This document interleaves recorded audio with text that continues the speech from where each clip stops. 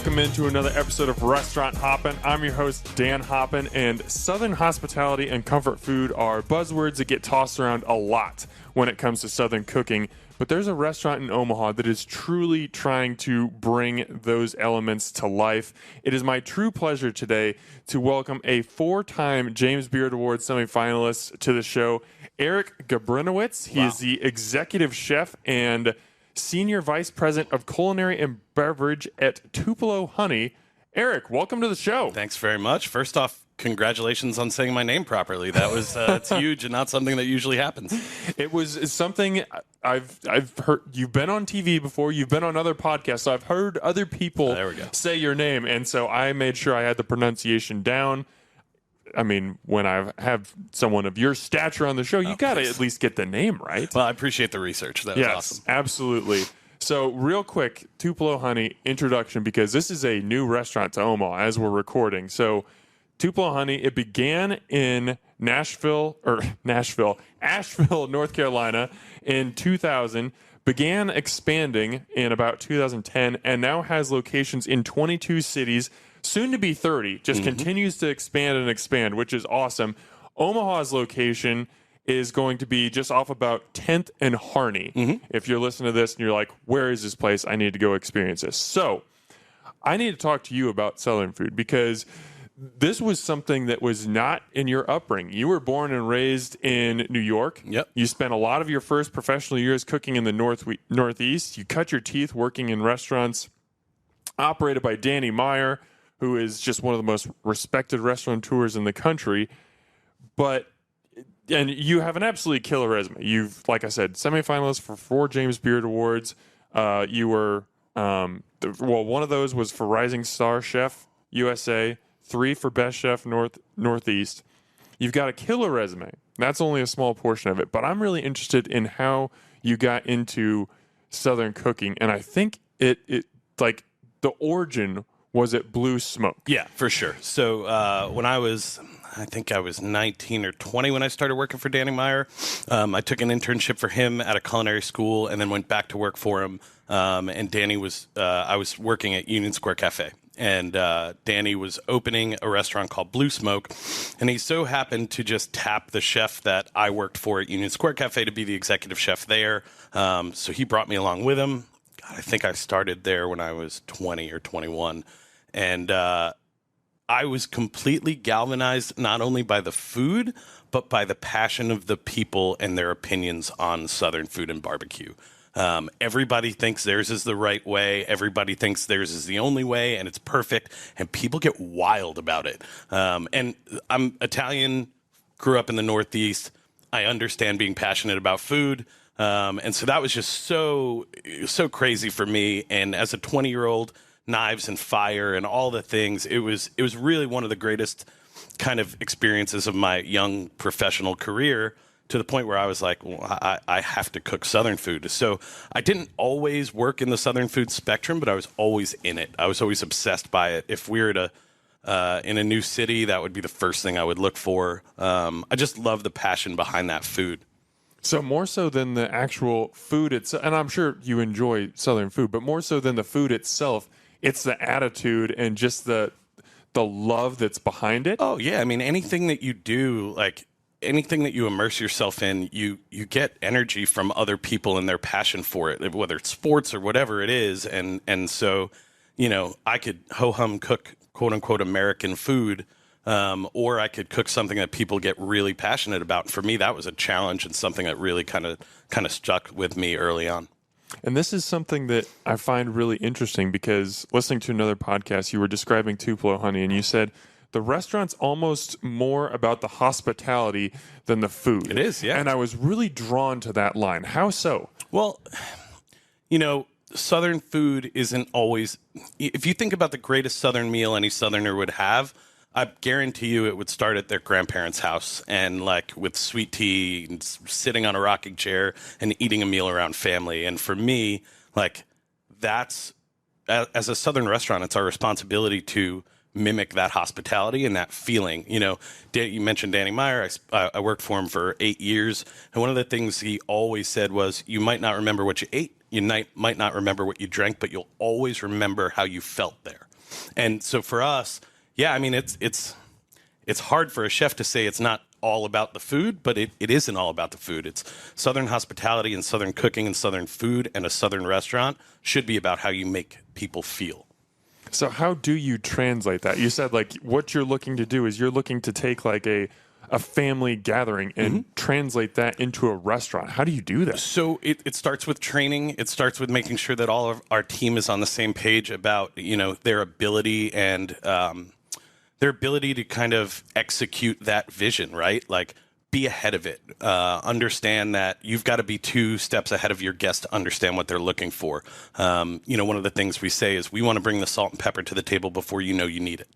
And that type of thing. So, and that's Southern hospitality, making people feel welcome, listening to your table, listening to the guest, understanding, if they're there for a 20-minute business meeting and they want to be left alone and you execute that, that's just as good as Southern hospitality as getting a hug on the way out because you made somebody feel great. So yeah, that's our whole thing. We preach it, we live it every day, and we make sure that, we read the guest as best we can and as best as they let us read them to then give them the experience that they're looking for, and that's Southern hospitality. That's beautiful. Thanks, man. I appreciate it. How would you describe Tupelo Honey to somebody who's hearing about it for the first time? So Tupelo is it's a quote-unquote Southern restaurant, but for me, it's about the experience at Tupelo. It's about really, really good food, executed well, in a friendly and warm environment. And we say this all the time. Our food, we're in a unique world right now where, the foodie generation has taken off, and that's been great for everybody. But there's still traditionalists when you come to a Southern restaurant. So try to appease the Southern grandmother with your cooking, but try to inspire the foodie to try something new or love something new. That's a really, really hard line to walk. Yeah, it is. Really, really hard line. And I you know what? We fail at it sometimes, man. Like we just do. We think our guest wants something that they end up don't want, or we all signs lead to this menu item going on the menu, and we miss on it. And that's just part of the journey. But it's a fine line to walk sometimes. So as you're crafting the menu, are you trying to create dishes that satisfy both of those groups, both the grandma who grew up, on Southern cooking and the foodie who wants to, have something awesome that blows up on Instagram? Or are you creating dishes that are like, okay, maybe this one leans a little bit more traditional. This one we're going to have a little bit more fun with, make it a little bit more modern. What approach do you take as you're building the menu? So it's so multifaceted as far as our approach, but we start with who our guest is. So we know who our demographic is. We know who our guest is. And then we look to food trends in the marketplace that may or may not fit what they're looking for. We do a lot of research on what our demographic is looking for when they dine out, be it quality, be it price point, be it certain foods. And then we kind of all bring it together. I would say, yes, sometimes certain dishes lean more traditional, and other, collard greens. Right? You can't really get too crazy with collard greens. You got to make them traditional. But in the other end of it, we have a waffle that we stuff with mac and cheese and then, put fried chicken on top. Like, that's a little fun and playful. And it doesn't have to be that every menu item speaks to both, but it does have to be that every one of the people in our demographic and that comes to our restaurant has something that will excite them. Mm-hmm. Now, I feel like the term Southern food is something that's just kind of tossed around, and people have like a general idea, oh, that's fried chicken, it's collard greens, it's stuff like that. But it's not as simple as having that big of a blanket term. Like, food in New Orleans is vastly different than what you'll find in North Carolina, which is different from what you'll find in South Carolina and Tennessee and Mississippi. And Texas, yeah. And Texas. Is there any specific region or any specific Southern cuisine that probably more North Carolina because that's where Tupelo Honey started, but is there any specific region that you kind of find yourself pulling from more often? We root ourselves in Appalachia, so the Appalachian Mountains in North Carolina. So a lot of, all of the ingredients that come from there, a lot of preservation methods that come from there, that sort of thing. But what does make my job easier is that I can pull from so many different vastly different cuisines that all fit under that same umbrella. So we do have, barbacoa from Tex-Mex type of stuff. We do have, we're working on red beans and rice and andouille po' boys right now from New Orleans.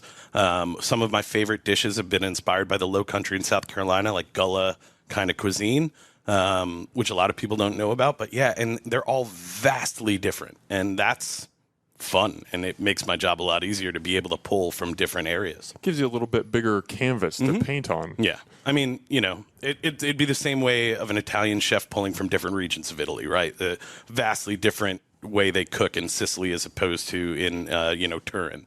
So it's the same kind of thing. I know something that Tupelo Honey really focuses on is not only showcasing ingredients that are from the Asheville region, but finding ways to incorporate local ingredients from the different communities that it opens up restaurants in. Are there any breweries or local farms or anything like that that you've found here in Nebraska or in the surrounding areas that you're going to be tapping? Yeah, it's funny. I don't drink as much as I used to, and this is the first restaurant I've actually hand off to my number two, which is her name is Lindsay Ferris-Felty. She's incredible. She just became our corporate beverage director about a year ago, and she has kind of taken the beverage program and running with it. We send her to Omaha for 3 days to just drink at breweries and figure out what's going on in the scene. It's the greatest part of our job. I was gonna say, that sounds amazing. Yeah, I do it too once in a while, but she really excels at it, and I can't tell you the specific beers that are on the menu right now, but I know we have at least 9 or 10 different local beers and breweries and ciders. But I will say her excitement level in Omaha drinking the beers and the local products has never been better. And she was so excited I have 500 text messages about Galactical cider or this place or that place. And I was like, that's really sweet. So yeah, we're fully immersed in it. We love this area. I was telling you before we got on air, I could live here, man. It's a cool place, and a food scene is such a big part of that for me that just speaks to the work that all your producers are doing, your food producers, beer and wine and all that. I want to get into that a little bit more because you had a quote when you were describing your role on another podcast. You said, "I get paid to come to a town and eat and drink and see what is that town." Yeah. Which that just sounds like Nirvana to me. It is Nirvana. I know your job isn't that simple, but to think about that, I'm just like, oh man, I would love that. It starts with, we know who we are, and maybe a new community might not know who we are. So we will get the first look out of how we'll fit in. Will we respond? Will the demographic that's here respond to us? What's the pricing like, comparatively, so we know that we're priced appropriately for the market? We're in 22 different markets, and tolerance for certain price points are they really vast. They're vast and they vary. So we want to make sure we're in the right sweet spot and we're not, being something that we're not. So I come for 2 to 3 days. We meet with vendors along the way, which is the real part of the job. So we meet with the local breweries, we meet with the local purveyors and the sort that we're going to work with when we get here. And all the while, I kind of eat and drink around town and get excited for what's here. And I was very excited when I was here. Well, I think you made a reference, again, I keep referencing other podcasts, but you did a very good job on those. You talked about how cod is super popular in the Midwest and the Northeast, and in the South, they won't touch it. So that's something that you can kind of suss out a little bit on one of these scouting journeys, is you can come to a place and be like, man, I'm seeing a lot of cod on menus. Maybe that's something we can incorporate here? So, yeah, 100%. That's exactly what I do. So, yeah, I make it sound really fun and interesting, but I just get to go and eat and drink. But that's what I'm getting behind. Is in the South, cod is a trash fish that nobody really knows or celebrates on a menu, but in every fine dining restaurant in New York, it's on their menu. Sustainable cod, whatever, which is great. But I'll give you a great example. We opened in Milwaukee maybe 2 years ago, and we always ask the questions when we're here meeting with the vendors is what do we have to have on our menus in Milwaukee in order for everyone to want to come here? Or what's the one dish that if we don't have it, no one will come? And usually nobody gives us an answer that's, impactful. In Milwaukee, every one of the vendors we met with said the same thing: fish fry on Friday. I knew it, yeah. and so So the first day of meetings, that was the answer from everybody. So the second day of meetings I asked the question, if we didn't have a fish fry, what would you do if you walked into my restaurant on a Friday night? And 8 out of 9 said we would leave and go somewhere that had it. Wow. And so I called my boss, the CEO, and I was like, we got to come up with a fish fry. Like we try to just be who we are. We try to not overextend ourselves with what other markets are, because we know that, for instance, we opened in Texas with a steak program because beef Texas, whatever. But people came to us for fried chicken and shrimp and grits because that's what we do well. So we try not to kind of lean into that world too much.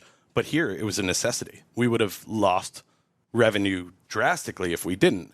And we came up with a pretty cool fish fry, which was awesome, and I got really excited about and super creative. But yeah, that's part of that whole mantra, and one of the reasons we visit before we get here.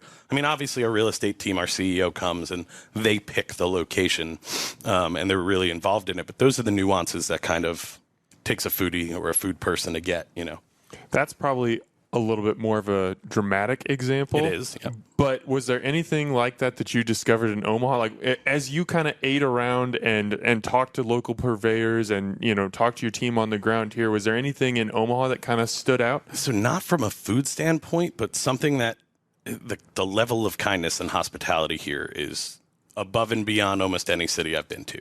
And I'm not just saying that, like, it's real. It's the people are super nice. They're super helpful. And that speaks volumes to us because we know that what we bring to the table and what we're trying to achieve will fit right in. And so, yeah, I don't know that there was any one thing like a fish fry as an extreme example, but yeah, I think it wasn't about the food. It was literally about the hospitality and the care that you guys put into everything that you do.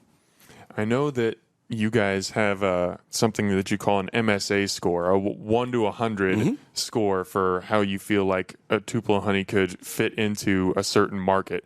I'm not asking you to tell me what Omaha's score was. I don't know if you. Yeah, I was going to say I don't know if you even remember it, but what was it about this market? What is it about Omaha that attracted Tupelo Honey and kind of got Omaha on your radar? So the way we look at real estate is a little bit old school and a little bit new school, and the way I kind of describe it is a baseball man, right? Like, you've got the old-timey scouts that can tell if somebody's going to hit 40 home runs a year, but then you've got the analytics department that will tell you if they're really going to hit 40 home runs a year, And that's kind of the approach that we take. So you mentioned the MSA stuff, which is all real, and it's, data-driven and analytics about what a market is, what it's going to be in 5 years, is our demographic that we know is loyal to Tupelo. Are they here in this market? The answer to that all is yes. But really, the old school method, and our CEO is awesome, and he's picked some amazing locations for real estate, and he just kind of has a knack of picking the right areas that we'll do well in. He looks for cranes in the sky. Are you growing? Is this city growing? Is it tired? Is it not tired? Is there a buzz about the new development that's going on here? And you look around Omaha, there's a ton of cranes in the sky. Everybody's happy. Everybody's excited about us coming here. It all made sense. So MSA score be damned. There's certain things that are just, we know we're going to do well here. We're really excited about it. Okay, let's tease some taste buds and Sure. talk about a few menu items. And we got to start with the fried chicken because I heard this recipe took a year and a half to develop. That's true. That is a lot of time for one recipe. But obviously, it's something, if you're doing Southern cooking, you got to nail it. If you don't have good fried chicken, you may as well close your doors right now. I couldn't agree more. Kind of take me through that process where as you're starting to develop and you're like, okay, I got to have a killer fried chicken. How do you get from, okay, we're starting our R&D to this is it, this is what we're putting on the menu? So I can speak to it pretty bluntly because I didn't create this recipe. I joined Tupelo 7 years ago. The fried chicken went on the menu 7 years and 6 months ago. As they were transitioning from one chef to eventually me, they hired a consulting chef local to Asheville who's very well known and recognized there. And he just made fried chicken for a year and a half. And when I say just made fried chicken, he tried every bird that was available, every size of bird that was available, every type of fryer available, every type of fryer oil available, every type of dredge, dust, whatever. I mean, when you start adding up the amount of variables that go into fried chicken, like there was a year and a half's worth of work there, which sounds crazy, but if you know anything about us is we might not always get to perfection, but that's what we strive for every time. So when we have a controlled environment where we know we want the end product to be the best it's ever been, it doesn't matter if it took 2 months or 12 months or 5 years, we wouldn't have launched it until it was perfect. And so I came in and I was like, damn, this is good fried chicken. And then since I've learned the process and it's been pretty good. But yeah, we have, we use pressure fryers, a certain time and temperature, a certain type of oil, a certain type of dredge, a certain type of everything. The chicken size is actually one of the most important things in it because you don't realize it. You know, like you go to the grocery store, you can get a breast that's 10 ounces or a breast that's 5 ounces, and you don't really quite think about it until you get home. Here, it's like it is so important to the cook time and to everything about it. We also it takes so long to cook fried chicken. Like that's always been the thing. If you open fried chicken in an open fryer and just drop it, it could take 22 minutes. Pressure fryer takes a little bit less. So one of the most important things was how can we make sure it's fresh for every guest all along, like at all times. And we ended up finding a unit that is specifically for our fried chicken. So imagine one big refrigerator type looking thing in our kitchens that is only purpose is to hold the fried chicken because it stays crispy on the outside, moist on the inside for 30 minutes. So we know we have 16 minutes to cook it and 30 minutes to sell it. It is, I'll say it, I mean it, and if our fried chicken is done to spec and right by our team, and obviously sometimes we miss, but it is the best fried chicken hands down that I have ever had, and I've never had anything close to it. Fair enough. Yeah. We'll have to try it. High expectations I'm setting ourselves up for. But I'm just saying that is my personal opinion. And as the chef, I'm allowed to say that? No. But yeah, it's good, man. And so when it's done and it's crispy and it's beautiful, we've developed this spice mix. So it's dry. Is this bee dust? Oh, yeah. Yeah. So I can't tell you the ingredients, but it is basically dehydrated, pulverized honey and a ton of spices. That sounds amazing. Oh, it's incredible. And we puree it into a fine powder. And so the fried chicken comes out and it's like, sizzling and whatever. And we pour this powder on it and you can't see it. But then you take a bite and it's like sweet and spicy and all of these unique flavors. It's pretty awesome. So, and maybe the fried chicken isn't the best example because you weren't intimately involved with this one, but I'm sure we can apply this to other dishes as well. When you're talking about a recipe that's developed over such a long period of time, and I mean, you talked about there's so many variables that are being tested. I mean, I can't even imagine how many pieces of fried chicken that consulting chef tested. Like, how do you, and you said you don't always reach perfection, but how do you know, like, when you reach the end product where it's like, yep, this is it. This is the one that's going to go on the menu after variation, all these tests. When do you know, like, yes, this is it.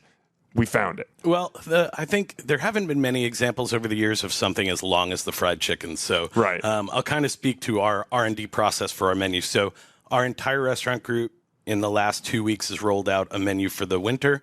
We do about 2 menu changes a year, give or take. Just to bring in some seasonality. That said, we are already done with the R&D process and tied up with a bow for our spring menu. So the process itself takes about 26 weeks, just about 6 months. And it's a matter of starting with X and then knocking off variables until you get to Y. We have, your very specific question is how do we know when it is? So we have a tasting panel, which is the CEO, COO, myself, the corporate beverage director.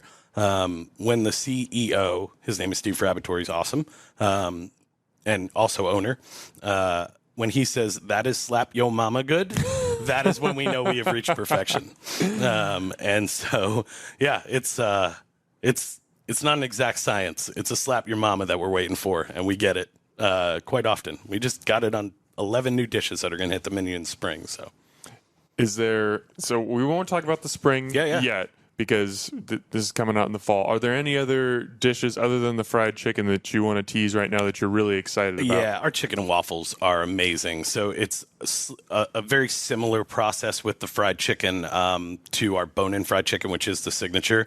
But these are thighs that are marinated and then dredged in bee dust and put on waffles. And we do this really cool dish, which is a waffle stuffed with mac and cheese and then refried, not refried like in a fryer, but like regriddled till it gets crispy. So the mac and cheese kind of gets gooey inside the waffle. And then we spice that chicken a little bit further with what we call Asheville hot chicken dust, drizzle with ranch and pickles. Sounds interesting. It is so good. So chicken and waffles is probably our spot.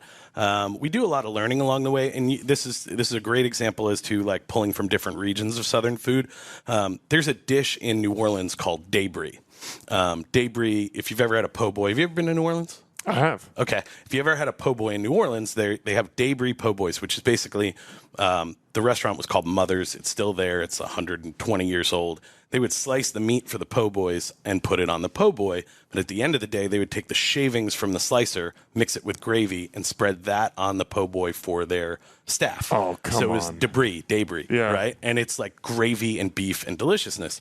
So I was like, I want to mimic that. Like, we can do that. So we did.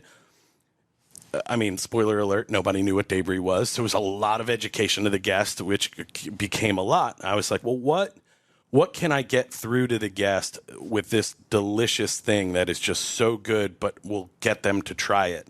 And I said, well, what's the other type of thing in that one? Oh, barbacoa. Barbacoa is a buzzword. People know it. I mean, when Chipotle puts it out, everybody knows it now, right? And so I said, well, I'm going to make that debris, but I'm going to make it in the style of a very traditional barbacoa with Chipotle and deep pasilla peppers and all of that stuff. And we did, and put it on the menu, and it is selling 8 times better than debris ever did. And it's really that kind of delicious thought process. So yeah, take a dish from New Orleans that didn't quite work and kind of tweak it a little bit with another region, and now you have a dish that's just selling out of control. And it's really good. So if you come to Tupelo, and I know you will, get the fried chicken and get the barbacoa po' boy. Okay, and I love that answer that you just had, because it goes back to what we were talking about earlier. In what, yes, you're grounded in Appalachian cooking, but you're able to draw from these other southern regions and even kind of bring them together. I don't want to use the fusion word, but you're able to create a dish that celebrates multiple regions and multiple cooking styles, as opposed to, nope, we're just sticking in this one area and doing this thing. I think that's absolutely beautiful. I mean, it is fusion. It's just not cross cuisine. It's cross regional. Right. And that's what Southern food is. And maybe not at your Southern grandmother's house. She's got her one way and that's it. She's not making barbacoa and debris if she's in the Appalachian Mountains. But I mean, Southern food means something different to so many people. And so we have that great ability to pull from all those different levers. Your start in cooking, or in restaurants at least, I believe, was as a dishwasher at age 14. Was that just a job that ended up you just kept going, or did you fall in love with it? It was a little bit all of that. Actually, my first job, I was 12 years old, and I stocked coolers at a deli. Okay. But for $4 an hour. Nice. And I got 4 hours a week. So that was my first job. But my first real restaurant job, I was 14. And in my hometown there, which is Montgomery, New York, about an hour north of New York City, they celebrated General Montgomery, who the town was named after. And they basically shut down the town for the day. And about 40,000 people would flood the town, and we would have a big celebration all day. And the restaurants were just incredibly overloaded and busy that day, and there was nothing they could do. And one of the restaurant owners was a friend of my father's, and he was complaining to my dad that he just didn't have anybody to wash dishes. And my dad said, well, Eric will do it. And of course, that's the day that I want to hang out with my friends and, run around like a lunatic. It's kind of that like get out of jail free card day where you can do whatever you want. So I kicked and screamed and got angry about it. And my father said to me, it was a great lesson I learned. He was like, cool, now you're going to do it and you're going to give me the money because you're complaining and I'm giving you this job to make some money. So you're going for the 5-hour shift and then you're going to hand me the money. Sure enough, I went and I worked and I loved it and I got $25 for my 5-hour shift and I handed it to my father and he never gave it back to me. And I love that. I'm hoping to parent that way with my children right now. But I never not worked another weekend from that time. Like, I just loved it. There were knives and fire and cursing and all the things that a 14-year-old boy is just like, oh, what's going on here? It was really cool. So I started as a dishwasher. Within 6 months, I was cooking on the line. A year later, I was cooking in the kitchen by myself. Now, it was a bar. It was nothing special. It was, well, actually, it was special, but it was nothing like culinarily crazy. And the owner was great, and he took to me, and when he saw a passion for what we were doing and how excited I was, he decided that he was going to make me work every Sunday evening till 8 o'clock or whatever it was. And in between lunch and dinner, he would go to the grocery store, pull up an old French recipe, buy the ingredients, and we would cook that recipe together every Sunday. That's awesome. Oh, my God. So I cooked, at 14 years old, I cooked beef bourguignon and Mornay sauce, all the mother sauces, everything like that. And just... I kind of, while in between cooking chicken fingers and mozzarella sticks, I was starting to learn and get immersed in that world. I took the prospective student tour at the Culinary Institute of America when I was 14, and just immediately knew it's what I wanted to do. And thank God I've been pretty good at it for a little bit, because if I sucked at it, this would not have gone well. I wouldn't be sitting here. So this explains how at age 19 you're already working in Danny Meyer restaurants. Is you had just this special experience. This guy kind of took you under his wing and was like, I see some potential here. Between that, I'm incredibly lucky and incredibly blessed. But between that and, we were talking about the importance of purveyors just a few minutes ago. One of the kids I grew up with that was on my baseball team, his parents owned a farm. That farm serviced New York City's green markets, which sold to all of the best chefs in the country. And they said to me when I was 15 or 14, they were like, come work with us for the summer. We'll introduce you to every chef that walks through the green market. Mario Batali, Wayne Nish, Sean George, Michael Romano, Danny Meyer, Dan Silverton, all of these guys would come through, and sure enough, they'd be like, hey, this guy, blah, blah, blah. And that's how I got my job as an internship with Danny in Union Square Cafe. But it's all about respecting the circle. The food world is so large and so small at the same time that if you do the right thing and you are passionate about it, you mind your P's and Q's, and you just work hard, all of that will kind of take care of itself a little bit. Mm-hmm. So.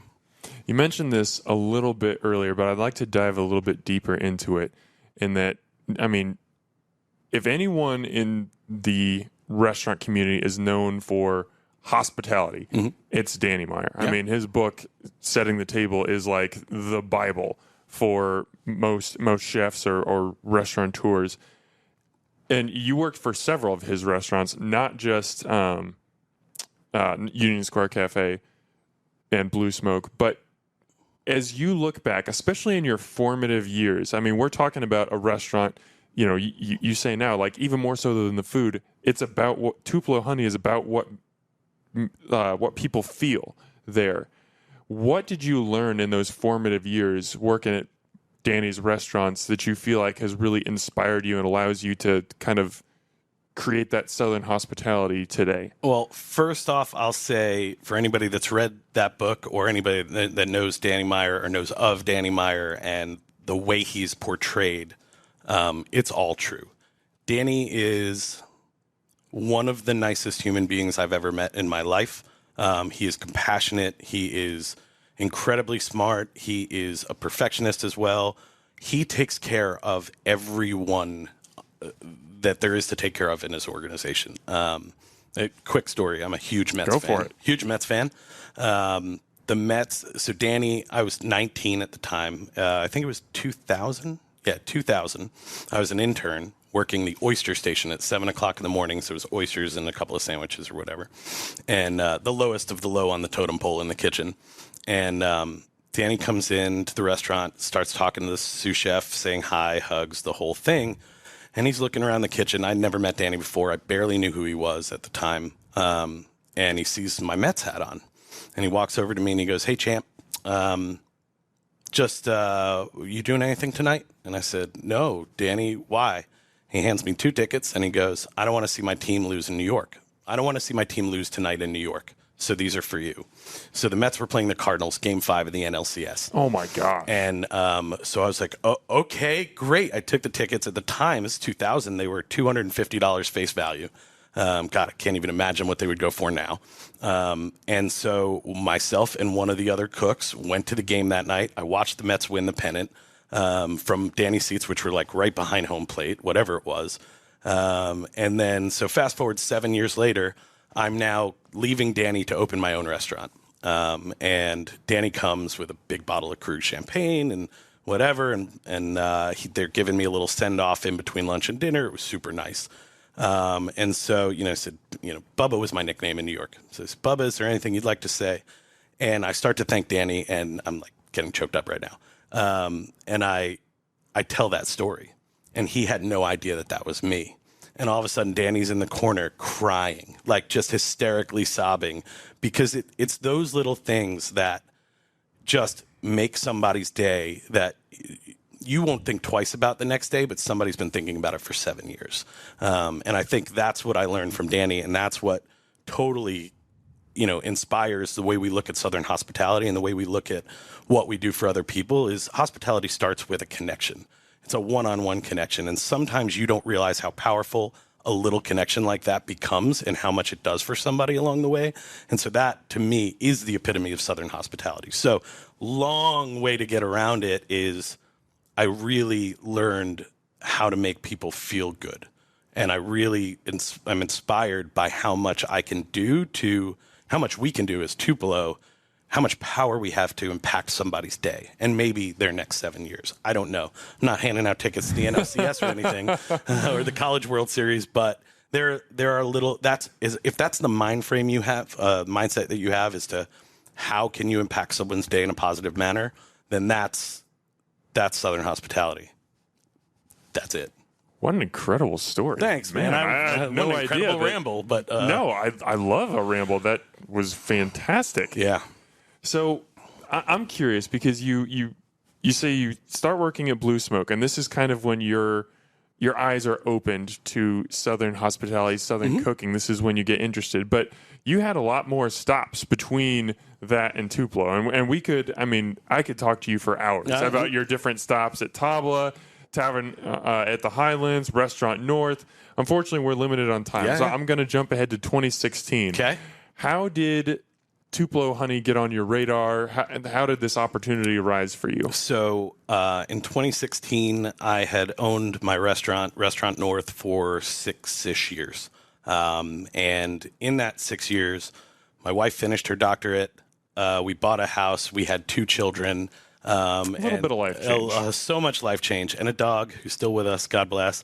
And it was getting to be to the point where my kids, who were still young at the time, just didn't accept the fact that daddy would never be home for dinner. Like, it was never home for dinner. Anybody that knows the restaurant life knows how hard it is, but anybody who's owned a restaurant as an owner-operator knows that is your life.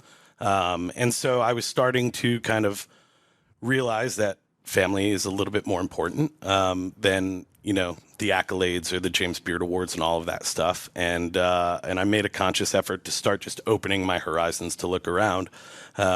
Tupelo reached out to me. It was the first kind of job that I had even entertained, and it just seemed like a perfect opportunity. I loved the food. I loved what they did.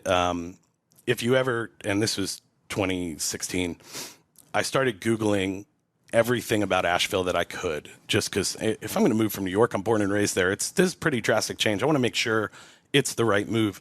Well, if you look up any list in Asheville, top things to do, eating at Tupelo Honey is on every top 10 list. Was at the time, still is. And no other city had that. And so there was this really fierce loyalty to that brand in that market. And I was enamored by that fact because I couldn't imagine that happening anywhere else, right? Like New York City, Union Square Cafe was the #1 restaurant, but it's not on a top 10 list of things to do in New York City. Maybe that's a poor example, but so I came down to visit, and it was true, man. The community in Asheville loves Tupelo Honey. The community is so supportive of it. And so since then, we've just kind of expanded outward and trying to bring that to everybody. So obviously you were a fan of Southern food. You cooked Southern food professionally, but it's one thing to have that knowledge and then to take this thing that is so beloved in this city and all of a sudden become the VP of Culinary there. I mean, what kind of a crash course did you have to put yourself on to level up your game? The amount of mistakes that I made. And there's a few... So the hierarchy in Tupelo, as far as operations are concerned, is we have senior regional directors that kind of oversee the general P&Ls for the restaurants, and then we have a culinary director. So basically, like the go-to culinary guy for every 5 to 6 stores or restaurants. And there are some of them that are still with us from then, and like the general lack of understanding that I had for how to operate a restaurant like Tupelo differently than a fine dining restaurant, I'm surprised I made it. We made a ton of mistakes. So you take in the fact that like I didn't totally understand the operational elements of this restaurant, which is very nuanced. And then on top of that, I started messing with some Southern dishes that people are like, who is this crazy New Yorker? I changed the mac and cheese. It was one of the first things that I did while I was there because Blue Smoke had an incredible mac and cheese. So I was trying to mimic that. And their mac and cheese was very well different. It was like just a really fine, beautiful cheese sauce mixed with the pasta, bruleed really quickly, just bubbly and whatever. But Southern Appalachian mac and cheese is baked with breadcrumbs and it's not as gooey and ooey. Well, I was like, well, I've never had this before, so it can't be that good. Took it off the menu, changed to the other one. Man, I thought I was going to get lynched. I really did. Like the blowback from the customers was incredible. How could you do this? Our review scores went down. So we changed it back immediately. Everything kind of stabilized. And I just learned a really valuable lesson. It was like, if you're going to mess with it, do your research. Make sure you understand everything about it and why people are passionate about it, and make sure what you're doing respects that and is 10 times better than what you're putting out. And so that's kind of the mantra I have now. If I ever want to change anything that is quote unquote traditional Southern, I make sure that we are immersed in that decision and what we're putting out respects that decision, respects that food, and is better by a long shot, or else we just don't do it. I apologize if I'm putting you on the spot, but do you have an example, like a positive example of that, of something where you're like, okay, I want to make this change, but I also want to respect this dish, and you were able to do your research and pull it off successfully? Yeah, one of the things that I think, so collard greens. Our collard greens were, I believe they were collard and turnip greens when I first came on the menu. It was a very plain and simple recipe, and so we looked at, okay, in all the regions that serve collard greens, what are the corresponding ingredients? What are the corresponding flavor profiles? Almost everything had a pork element, or maybe it didn't. Almost everything had a vinegar and a sugar element to kind of finish at the end. And then we just made sure that we took what it was, made it better, respected all of those different elements of what the dish should be. And I think our collards are incredible. And I think, and the cooking method too, right? Like, maybe you get collards in the South that aren't cooked down all that much. They're a little brighter and crisper, but there's certain regions where when you cook them down, they're just like they sing, and so it's not just the ingredients, but also the cook method. So our collards, if they're right and when they're right in our stores, are just cooked down, super, super tender, glazed in this liquid of just chicken broth and bacon and sugar and vinegar, and it should sing when you eat it, and that wasn't what it was before. So that's a positive example. I'm trying to think of any others. No. Okay, we can stop at collards. I mean, that was a fantastic example. Thanks. So you mentioned you kind of had these two layers of ways that you had to adjust yourself, and you even just said, like, I'm surprised that I made it. Yeah. I imagine those first couple months, maybe even longer than that, almost, you just feel like you're drowning in new information. At what point did you start to feel like, okay, I've got a handle on this. I think I'm going to be okay. It was kind of an all-encompassing change when I came on board. So the origin of Tupelo Honey was that it was a very, you don't have diners in North Carolina, but it was kind of the late night diner spot, right? If you grew up in the late 90s, early 2000s in Asheville, you went to Tupelo Honey at 2 o'clock in the morning after a night of drinking and had eggs and, and hash browns and stuff. And so when Steve Frabator, the owner and CEO, took it over in 2008, he was slowly changing it to make it a little bit less dinery and a little bit more casual dining. And we all decided, in the leadership team at the time, the board of directors decided about the time that I came on board, that they wanted to elevate what we were doing, because if we elevated the level, elevated the food, then we could elevate the price point a little bit and see how that worked. So we went from what was a lower end casual dining restaurant to what we were shooting for to be fine casual. We brought in halibut and lobster and different steak cuts and things like that. And they brought me in at the same time to elevate it. So the directive that I was given straight away was, do your fine dining thing, just make it a little bit more approachable. And those mistakes of, again, understanding the operations of what they could execute and what they couldn't, not because of the person, but for the setup, was a huge learning curve. But at the same time, Tupelo was learning who they were. They tried to push in this direction of maybe a little bit higher price point, maybe a little bit finer food. We realized that tribal loyalty guest that loves us didn't want anything to do with that. They just wanted Tupelo to be really great. So they didn't need the late night diner part of it, but they needed Tupelo to respect Southern food and be really good and be at a approachable price point that they could eat at multiple times a week. And I think everybody was learning so much in that time period that maybe it glossed over how terrible of a job I did with the mac and cheese. But I made it. And and God, I've been there. This month is 7 years. Congratulations. Thanks. I appreciate it. So, not only is this a transition for you location-wise, but it was a big transition, like role-wise. You're going from being in the kitchen every day, all the time, to where you're not seeing your kids, to where you're at a little bit more of an executive level. Mm-hmm.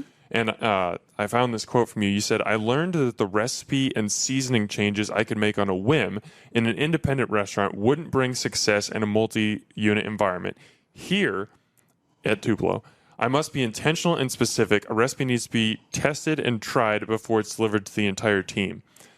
What was that learning curve like for you? How difficult was that for you to go from being a kitchen chef who's making adjustments on the fly to refining recipes and then teaching them to others? One of the things that drew Tupelo to me in the early stages was that I was at a restaurant that was, every day we were trying to be cutting edge and we were trying to push the envelope, but we didn't have a recipe book.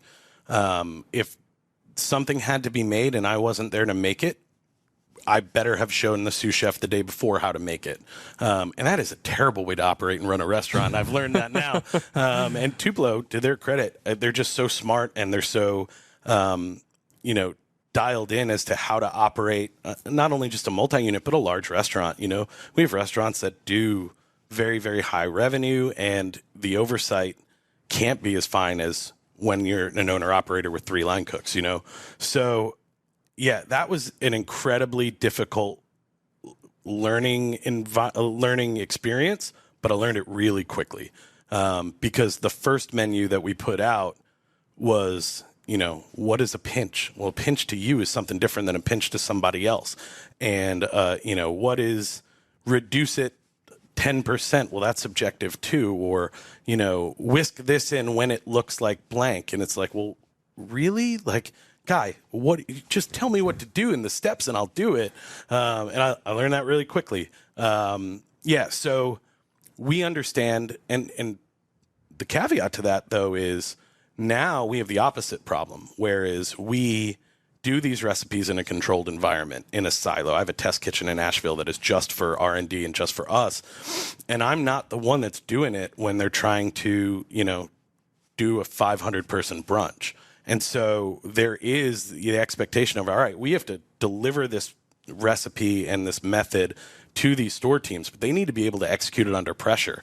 And we'll never understand that until we give it to them under pressure. So now, we basically pilot every menu in 1 or 2 stores ahead of time just to say, okay, I know Eric can make a French omelet in 35 seconds on the stovetop, but can my teams do it when we have 1,200 covers for lunch or brunch? And so, Yeah, I would say I learned that lesson early on. It was a very hard lesson to learn. It took me a while to kind of get there, even though I knew I had to get there really quickly.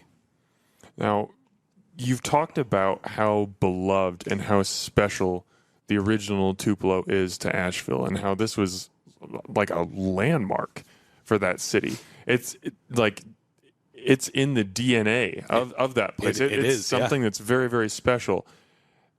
Replicating that and taking that to different cities, especially ones that are outside the South, I would imagine is incredibly difficult is the word that I'm settling on, but maybe you just have to be like hyper intentional about that. How do you take this special thing and kind of pull out a little bit of that DNA and plant it in other cities? Because the cynic would say, okay, you're just you're trying to take something that's special here and you're just throwing it in other cities and hoping that it works. I know that's not what you guys are doing. So how do you try and take this thing that was one unit and was so beloved and special and put it in other markets? So I think it has a lot to do with the strategy from early on, right? Yeah, we're at 22 restaurants now, but I think restaurant 2 through 7 set the tone of how to kind of combat that. So when we started at Tupelo, we opened the one in downtown Asheville. The second one was in South Asheville, which is kind of about a 15-minute drive in one of the like suburban communities. And then they kind of just expanded all drivable distance in a circle outside of Asheville. So Asheville is a great location to live in. I'm blessed to be there. Within 2 hours, you're in Knoxville, Tennessee, and UT. Within 2 hours, you're at Charlotte. Within 3 hours, you're in Atlanta. Within an hour, you're in Greenville or Johnson City and Bristol, Tennessee. So all of these, not major metropolitan markets, some more so than others, but definitely 65% of the tourism that comes into Asheville is drivable distance tourism. So people, I mean, that's changed a little bit now, but then, so we knew that when we expanded within driving distance, the people would have known Tupelo. Because if you've come to Asheville and you live in those areas, then you know Tupelo, at least in the early stages. And still, we hope for that today. So I think that very smart method of starting the expansion was what kind of helped us to now be able to come to an Omaha or a Denver or a Texas.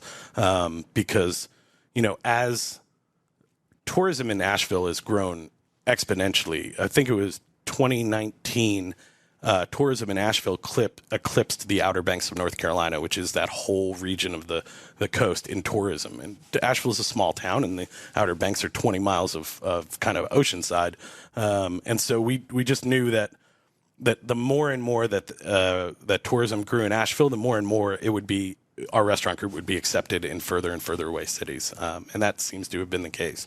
I mean, I was in Dallas, Texas 2 weeks ago in a CVS 5 miles from Tupelo, and someone tapped me on the shoulder because I had the shirt on. And it was like, I just went there in Asheville, and I loved it. I was like, yeah, man, that's awesome. Great. And that happens all the time. Our CEO says that even when he travels internationally, if he has a hat on or something like that, someone will tap him on the shoulder and say they've been to Tupelo. Just recently happened in New Zealand, of all places. Wow. So yeah, we're blessed to have had that following and that strong start, and that has definitely given us a boost to kind of expand outward. I could seriously talk to you all day, Eric. Thanks, this man. has I been appreciate it. Such a pleasure. We are running a little low on time, but I've got to ask you 2 questions that I like to ask everyone that I have on this podcast, and I'm especially interested to hear your responses because you have more of a national view and maybe more of a wide-ranging view. You've had multiple roles in the industry. So, first question, what is one thing about the restaurant industry that you think diners don't understand that you wish they did?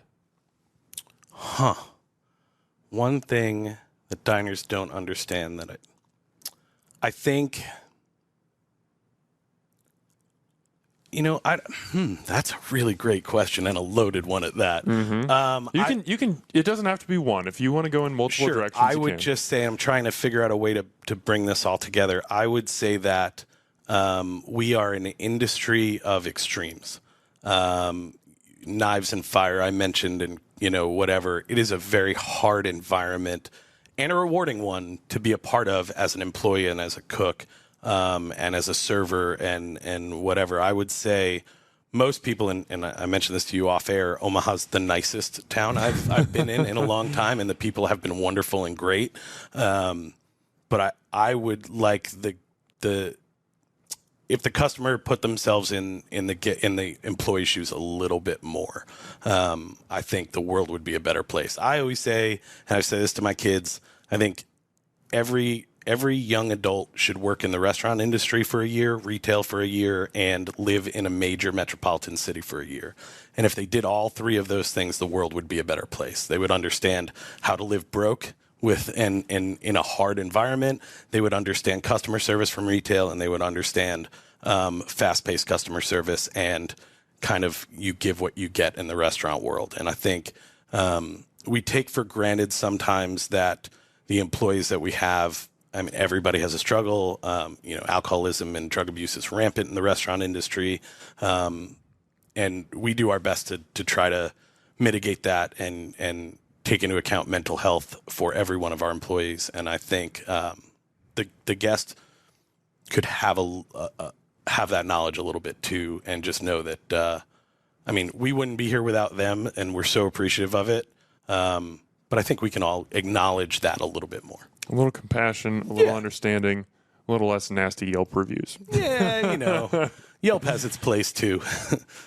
And then to get you out of here on a positive note, and I think I probably know the answer to this question based off of our conversation, but I like to keep it open-ended anyway. Go. What's your favorite part about being a part of the restaurant industry? The people. The amount of relationships that I've garnered over the course of, I started when I was 14, so too many years to count, 28. The people is what makes the difference. I met my wife at Tabla, a restaurant in Madison Square Park that Danny Meyer ran. It was an Indian restaurant. We still have multiple friends from those days, and all the way back to my first restaurant. So it's definitely the people. I love the food. Yeah, I love everything that goes with it. But the relationships that you build are just second to none. Like that's what keeps you going. Mm-hmm. Me going. That's what keeps me going. Well, Eric, I'm so grateful that you took the time to come on the podcast today. Very, very excited for Tupelo. I mean, like you said, this is a place that just has a very rich history, a very ardent following, and to be able to take that to different parts of the country. I mean, I'm going to be perfectly honest. Omaha does not have a lot of great southern restaurants, in my opinion. We have some good ones, and it's definitely growing. But adding a place like Tupelo just makes our restaurant community that much stronger, and I think more well-rounded. Thank you for your hard work and helping to bring it to this place, and thanks for coming on the podcast today. Absolutely, my pleasure. We're excited to be here. We're open. Come see us. We have a great general manager named Josh Need, who's been with us through 4 locations, and an excellent chef in that location named Hunter Bouchong, who comes to us to Omaha from our Nashville, Tennessee location. So they're well-versed in Tupelo and really ready to make you happy with food and beverage and all the things that make it fun. So come hungry, because you won't leave hungry, and come have a good time. Sounds like a plan. Awesome. Thank you so much for having me. I really appreciate it. Of course. Pleasure was all mine. Awesome. Omaha, as always, thanks for eating with us.